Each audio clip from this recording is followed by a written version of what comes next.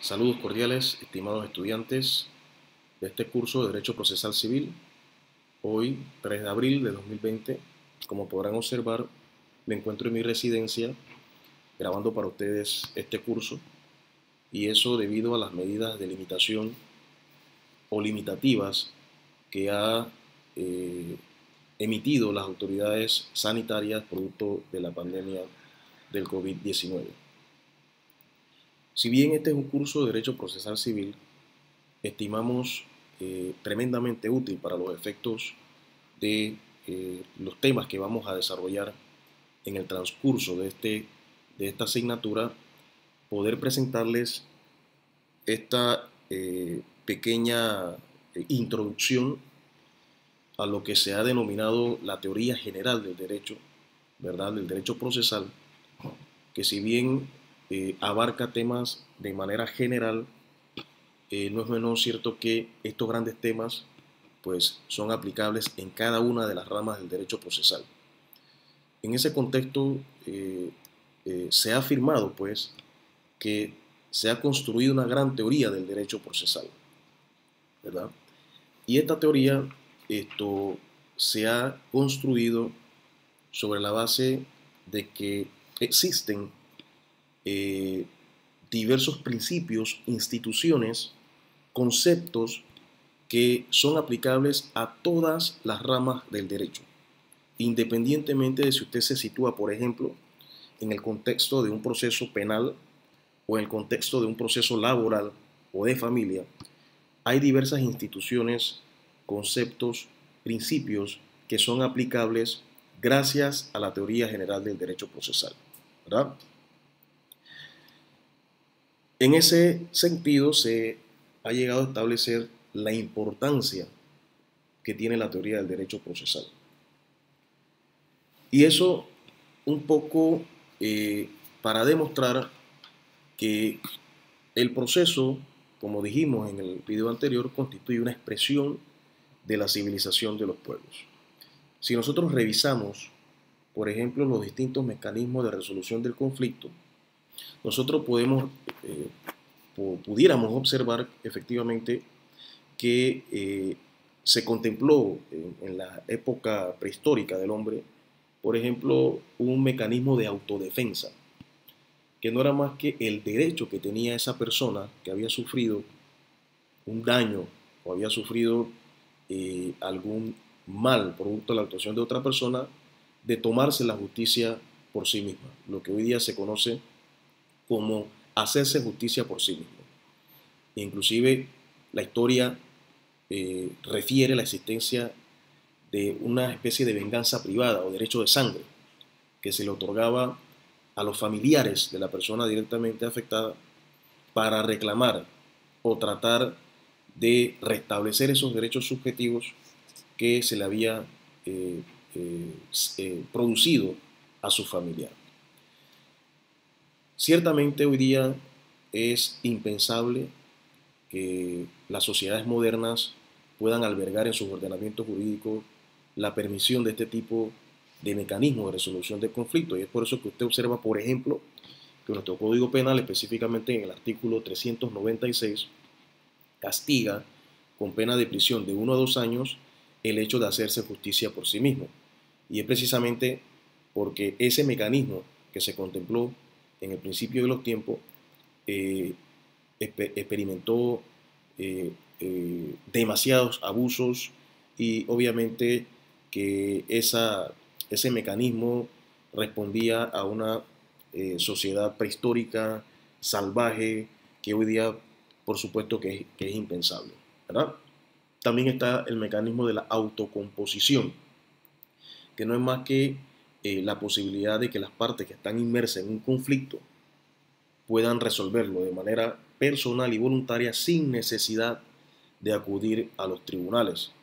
Y esto en la vida cotidiana nosotros lo podemos observar, por ejemplo, cuando dos partes que se encuentran en un momento determinado envueltos en una circunstancia conflictiva deciden, en lugar de ir a un tribunal, deciden ponerse de acuerdo y firman, por ejemplo, un acuerdo extrajudicial, un finiquito o un documento en el cual le ponen término o fin a esa posible controversia, a esa potencial controversia que les vincula.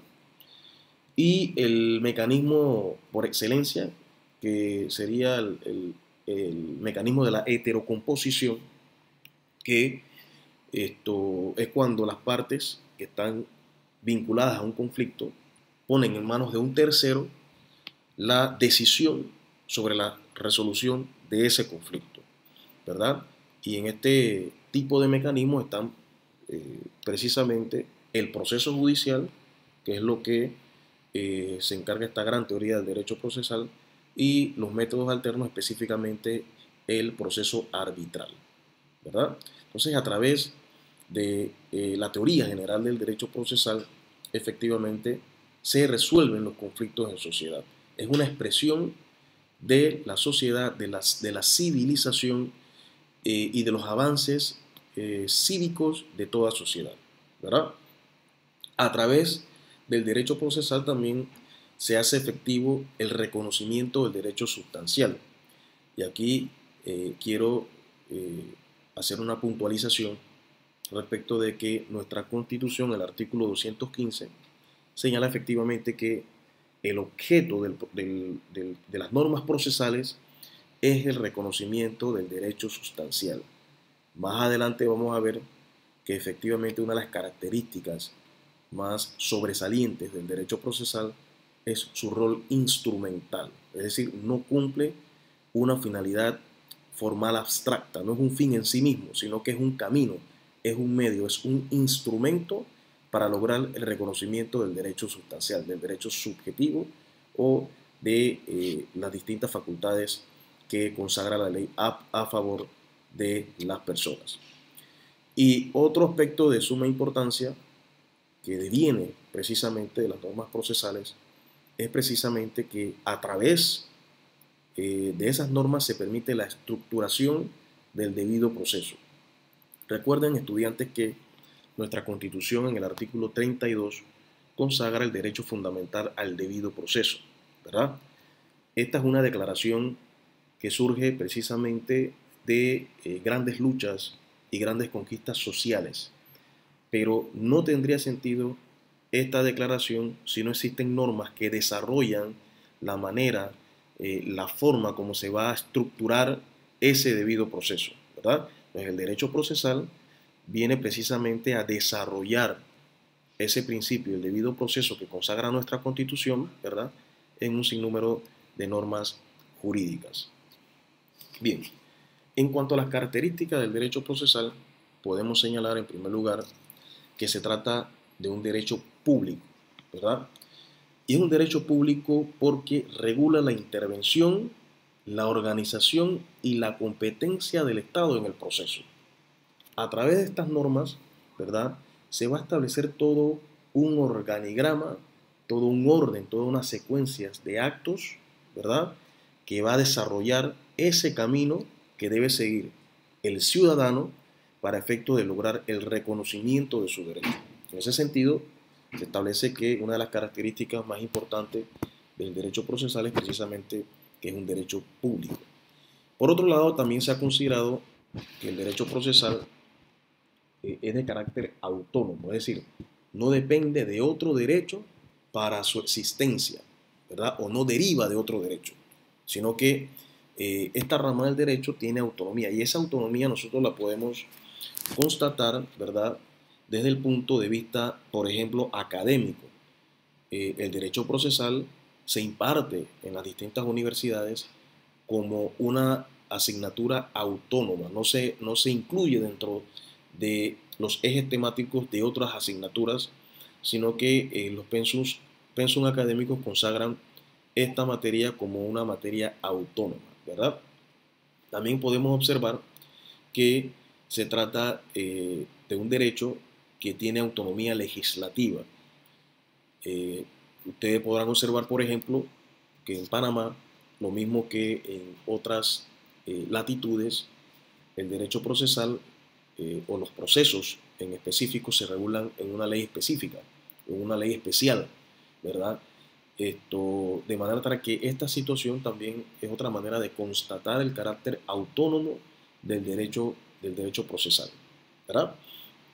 Por otro lado, y como mencionamos anteriormente, otra de las características del derecho procesal es precisamente su rol instrumental, ¿verdad? Y ya citamos, por ejemplo, lo que establece el artículo 215 de la Constitución Política, que establece precisamente que el objeto de las normas procesales es el reconocimiento de los derechos subjetivos o los derechos consagrados en la ley sustancial, ¿verdad? ¿Qué significa esto, jóvenes estudiantes? Que no podemos perder de vista, y esta quizás es una crítica,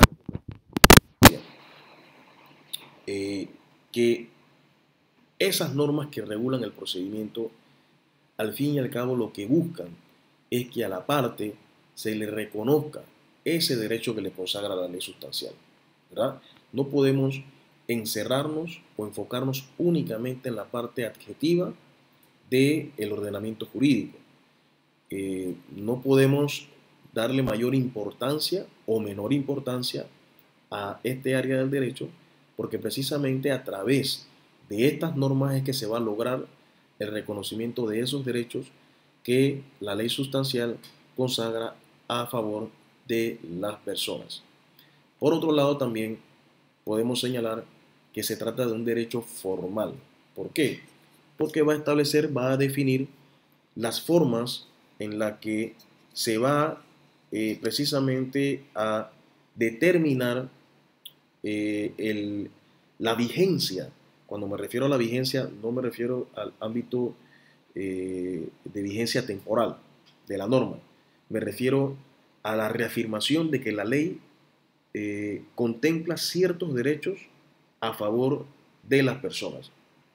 Derecho procesal es el camino que debe seguir ese ciudadano, esa persona que en algún momento determinado siente algún conflicto con algún semejante, algún particular, alguna empresa, algún ente privado, ¿verdad? Para lograr ese reconocimiento de esos derechos sustanciales, y el derecho procesal le va a establecer cuál es el mecanismo, cómo es la forma, cuáles son las formalidades, cuáles son esos pasos que debe dar esa persona para lograr ese objetivo. Bien. Por otro lado, otro de los grandes temas que son parte pues, de esta teoría general del derecho procesal son lo relativo o es lo relativo a las fuentes del derecho.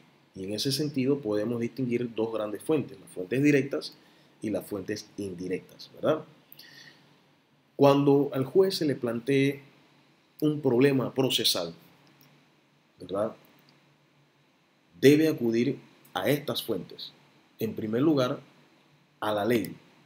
La ley, como hemos dicho anteriormente, es la que va a definir cuáles son esos pasos, esos trámites, esas formalidades que debe seguirse en un proceso, ¿verdad? Para lograr el reconocimiento de ese derecho que consagra la ley sustancial. Ese derecho a la propiedad, por ejemplo, ese derecho a la libertad, cómo se defiende ese derecho a la libertad. El derecho procesal establecerá los mecanismos para hacer la defensa de esos derechos que consagra la ley sustancial, ¿verdad? Pero ciertamente hay que aceptar que la ley puede crearse en un contexto determinado y que obviamente en ese contexto no se van a plantear todas las posibilidades que se pueden dar en la sociedad. Y eso por una razón lógica. La sociedad va evolucionando y con ello van creando nuevas formas de relaciones. Y es probable que esa ley procesal, ¿verdad?, en el momento de su creación, no contempló tal o cual problema jurídico. Y es por ello que en las fuentes del derecho procesal también hay otras fuentes u otros mecanismos que pueden generar soluciones a los grandes temas que se pueden plantear en un proceso. Y en ese sentido, pues la costumbre pudiera ser una de esas fuentes que pudieran darle solución a esos conflictos que se plantean en el curso de un proceso. Está la jurisprudencia, que son los precedentes o las decisiones que toman nuestros altos tribunales de justicia, ¿verdad? Y que pueden ir orientando a los jueces de inferior rango, de inferior jerarquía, ¿verdad? Las soluciones que pueden plantear en las distintas problemáticas que se le pueden plantear en el curso de los procesos. Aquí es importante señalar que, de acuerdo a lo que establece el artículo 1162 del Código Judicial, ¿verdad? Tres decisiones uniformes de la Corte Suprema de Justicia en materia de casación hacen doctrina probable. Y esto es importante señalarlo porque en nuestro sistema no se rige, por ejemplo, con las mismas características o las mismas exigencias del sistema anglosajón, donde allá sí efectivamente los casos se resuelven a través de los precedentes que han establecido los altos tribunales de esos países. Nuestro sistema, que es un sistema de derecho positivo, ¿verdad? Donde la primera fuente del derecho es precisamente la ley, es, digamos, subsidiaria de este tipo de fuentes como la costumbre o la jurisprudencia, ¿verdad? Y que en el caso de la jurisprudencia es muy importante señalar que se trata de tres decisiones que en materia de casación tome la Corte Suprema de Justicia, tres decisiones uniformes. Esas decisiones pueden orientar a los jueces de inferior jerarquía para que puedan aplicarla en el desarrollo de sus casos, ¿verdad? Por otro lado, tenemos los principios procesales, que son esa fuente que dicta cuáles son los valores genéricos o esos principios generales que deben observarse en la sustanciación de todo proceso. Y es probable que de pronto un conflicto procesal, desde el punto de vista normativo, no tenga solución, pero el juez, sobre la base de la aplicación de esos principios procesales, llámese economía procesal, llámese principio de inmediación, principio de contradicción, puede encontrar una solución a esos conflictos que puedan generarse, a esas grandes controversias que puedan generarse en el desarrollo de un proceso. Lo que no les permitió al juez es no decidir. El juez tiene que decidir y para tomar esa decisión tiene a su alcance estas herramientas que constituyen efectivamente fuentes del derecho. Por otro lado están las fuentes indirectas, ¿verdad? Son fuentes que si bien no van a producir esas grandes soluciones de manera inmediata en el transcurso del proceso, sí sirven de referencia para el legislador, ¿verdad? Para crear las normas del derecho procesal. En ese sentido se citan, por ejemplo, las normas de derecho histórico, ¿verdad? Que son normas que han regido en un contexto específico determinado, ¿verdad? Y que luego de su derogación sirven como un marco de referencia para efectos de determinar cómo se regulaba determinada situación en un tiempo X, ¿verdad? Y las normas de derecho extranjero o normas de derecho comparado, que no son más que las distintas legislaciones que rigen en los países. Muchas veces los países se van planteando soluciones de manera anticipada o de manera pionera, y esas experiencias que se dan en esos otros países también pueden servir en el marco del derecho procesal para ir orientando nuestra legislación, ¿verdad? Bien, por otro lado, tenemos aspectos, por ejemplo, como el de la vigencia de la norma procesal, ¿verdad? Aquí destacamos dos aspectos importantes: la vigencia en el tiempo, ¿verdad? Y la vigencia en el espacio. En cuanto a la vigencia en el tiempo, es importante para determinar cuál es la ley aplicable al caso concreto, ¿verdad? Y en ese sentido, nosotros podemos distinguir tres grandes escenarios. En primer lugar, los procesos que no han iniciado, obviamente el jurista o el operador tendrá que hacer un análisis respecto de cuáles normas procesales quedan vinculadas a la situación específica que se le plantea para efecto de dar inicio al proceso. Si usted como abogado, por ejemplo, recibe en su oficina a un cliente que le plantea una determinada situación jurídica, usted como abogado debe estar en la capacidad de definir sobre qué ámbito del derecho procesal usted va a aplicar esa reclamación, ¿verdad? Puede ser un aspecto que pertenezca, por ejemplo, al derecho laboral. En ese caso usted se sujetará a las normas del derecho laboral. Usted no va a plantear, por ejemplo, una reclamación laboral en un tribunal civil, sino que usted va a enmarcar esos hechos relevantes que le narra ese cliente y va a determinar sobre la base de qué tipo de normas, qué jurisdicción, quién es el juez competente, por ejemplo, para iniciar ese proceso, ¿verdad? Por otro lado, también la vigencia temporal puede tener alguna incidencia en los procesos finalizados. Y ustedes se preguntarán, bueno, si el proceso terminó, ¿de qué manera pudiera una norma procesal incidir en ese proceso terminado? Debo recordarles, por ejemplo, que el artículo 46 de la Constitución establece que la ley favorable a reos tiene efectos retroactivos, incluyendo cuando medie sentencia condenatoria. Quiere decir esto entonces que si el proceso terminó y posteriormente se promulga una ley que consagra ciertos beneficios procesales para ese procesado que fue condenado en ese determinado proceso, esta persona puede alegar la retroactividad de la ley por efecto de que le es más favorable.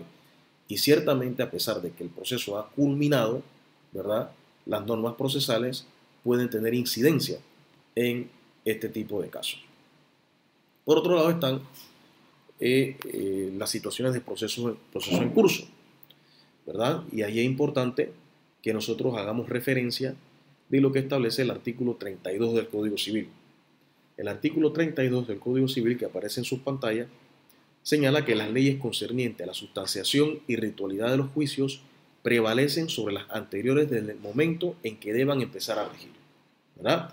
Pero los términos que hubieran empezado a correr y las actuaciones y diligencias que ya estuviesen iniciadas se regirán por la ley vigente al tiempo de su iniciación. Y esto me llama, por ejemplo, a la referencia de lo que ocurrió recientemente con la implementación del sistema penal acusatorio, ¿verdad? A través de la ley 63 del 2008. Esta ley, si bien deroga el título tercero del Código Judicial, ¿verdad? Este título tercero del Código Judicial se sigue aplicando a pesar de estar derogado por efectos de lo que establece este artículo 32. Como quiera que eran procesos ya iniciados, ¿verdad?, se seguirán con la ley vigente al momento de que iniciaron tales procesos, ¿verdad? Este tema de los procesos en curso y su implicación por parte de la ley procesal nos lleva a considerar dos grandes aspectos que pueden plantearse. En primer lugar, el tema de la retroactividad, que como ya dijimos, consiste en la aplicación de una ley posterior a actos o hechos que nacieron en el pasado bajo el imperio de una ley anterior, ¿verdad? Y en ese sentido, el artículo 46 de la Constitución señala que las leyes, como regla general, no tienen efecto retroactivo. Pero cuando se trate de leyes de orden público o de interés social, cuando ellas asimismo lo expresen, o cuando sea en materia criminal la ley más favorable, tiene siempre preferencia y retroactividad. ¿Qué quiere decir esto? Que si se promulga, por ejemplo, una ley posterior que en materia criminal, por ejemplo, plantea ciertos beneficios procesales para ese sentenciado, en base a este principio establecido en el artículo 46, podría exigirse o solicitarse la aplicación retroactiva de esa ley. Y la ultraactividad, que consiste en los efectos hacia el futuro de una ley derogada. Ejemplo, y el mejor ejemplo que puedo citar, es precisamente el título tercero, o el libro tercero, perdón, del Código Judicial, que a pesar de haberse derogado por la ley 63, ¿verdad?, del 2008, estas normas siguen rigiéndose para los procesos que iniciaron bajo el imperio de su vigencia. Por otro lado, tenemos que también y es un tema que aborda esta teoría general del proceso, es lo relativo al ámbito espacial de aplicación de la norma procesal, ¿verdad? Y en esa inteligencia podría señalarles de manera muy rápida y de manera categórica que la ley procesal se aplica en todo el territorio de la República de Panamá, ¿verdad? ¿Y qué es el territorio de la República de Panamá? La respuesta la encontramos entonces en el artículo 3 de la Constitución Política, que establece, ¿verdad?, que el territorio de la República de Panamá comprende la superficie terrestre, el mar territorial, la plataforma continental submarina, el subsuelo y el espacio aéreo entre Colombia y Costa Rica, de acuerdo a los tratados de límites celebrados entre Panamá y esos estados. El territorio nacional no podrá ser cedido, traspasado o enajenado ni temporal ni parcialmente a otros estados, ¿verdad? Bien, cuando hablamos de la creación y aplicación de las normas procesales, tenemos que plantearnos estos 4 ejes principales, ¿verdad? Cuando hablamos de la elección de la norma procesal, nosotros hacemos, ¿verdad?, una, eh, un análisis respecto de la validez espacial, la validez material, la validez subjetiva y formal frente a la Constitución política. Por ejemplo, si la norma procesal es aplicable en todo el territorio, en parte del territorio de la República de Panamá. Eso implica el análisis sobre la validez espacial, es decir, en el espacio donde se va a aplicar, ¿verdad?, la norma procesal. Cuando, y en este aspecto cobra vital importancia, ¿verdad?, los temas de competencia territorial, ¿verdad? ¿Qué juez o qué tribunal adquiere competencia o tiene competencia para conocer determinado conflicto que se sitúa o que se suscita en una parte específica del territorio nacional? En cuanto al examen de validez material, el operador o el jurista tiene que determinar si la norma procesal que va a elegir realmente regula la materia específica que se está ventilando, ¿verdad? Si es un tema de derecho, por ejemplo, de familia, obviamente la norma que hay que elegir o que se debe elegir son las normas procesales de familia. Si es un tema de materia penal, las normas relativas del procedimiento penal y así sucesivamente, ¿verdad? En cuanto al examen de validez subjetiva, es importante determinar si determinados sujetos, si específicamente sujetos, dependiendo de la cualidad o calidad que representen, quedan vinculados a esas normas jurídicas. Usted podrá observar, por ejemplo, que existen normas especiales que consagran fueros a determinadas personas por razón ya sea de los cargos que ocupan o por razón de alguna actividad que hayan desarrollado y que ameriten, por ejemplo, algún tipo de fuero, por ejemplo, algún tema político que podría entonces vincularlos a determinadas normas procesales. Y la validez formal, ¿verdad?, que es el modo de aplicación de esas normas procesales en el determinado contexto de que se trate, ¿verdad? La forma o el elemento formal va a determinar cómo se van a aplicar esas normas procesales. Cuando hablamos entonces de la interpretación, buscamos entonces un sentido a la norma procesal. Ejemplo, el artículo 1 del Código Judicial establece que la justicia es pública, gratuita, expedita e ininterrumpida. Entonces, el intérprete de esa norma tendrá que buscarle el sentido. ¿Qué quiso decir la norma al establecer esa formulación, esa fórmula? ¿Cuál es el sentido que se le debe dar a esa norma jurídica? Cuando hablamos de la integración, es llenar vacíos. Como hemos dicho anteriormente, muchas veces las normas en el momento de su concepción no consagran la totalidad de los conflictos o la totalidad de las situaciones que se pueden plantear en el futuro. Y es por eso que, como regla general, las normas siempre contemplan un mecanismo de integración.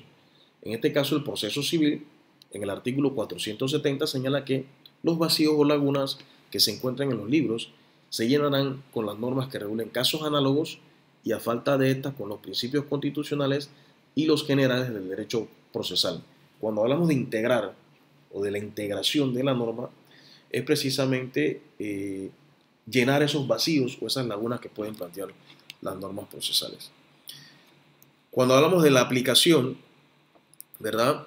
Es conectar los hechos con las normas, ¿verdad?